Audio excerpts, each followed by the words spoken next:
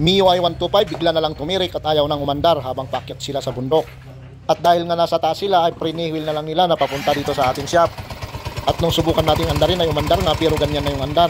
Sa ganitong senaryo ay 100% na naubusan po ito ng langis.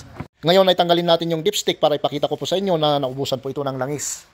Kung mapapansin nyo ngayon, tuyong-tuyo nga ang kanyang dipstick. Ngayon ay buksan natin yung drain plug para makita natin kung mayroon pang natitirang langis.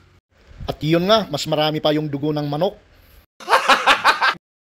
Ngayon ay salinan po natin ito ng langis para andarin natin kung titino pa ang kanyang andar. At swerte na lang yung may-ari kung hindi po ito uusok. Pero kapag uusok po ito ay kailangan nang mag-ipon-ipon yung may-ari para mapalitan yung cylinder block at piston. At syempre pati na rin yung piston ring at valve seal. Ngayon ay subukan na natin andarin.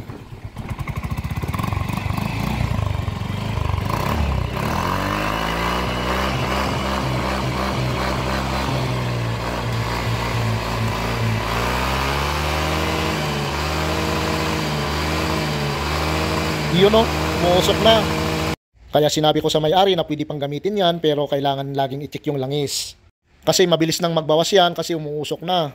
Kaya lagi ko itong sinasabi sa ating mga kapwa riders na di baling mawalan ng gasolina, huwag lang mawalan ng langis ang ating motorsiklo. Alright.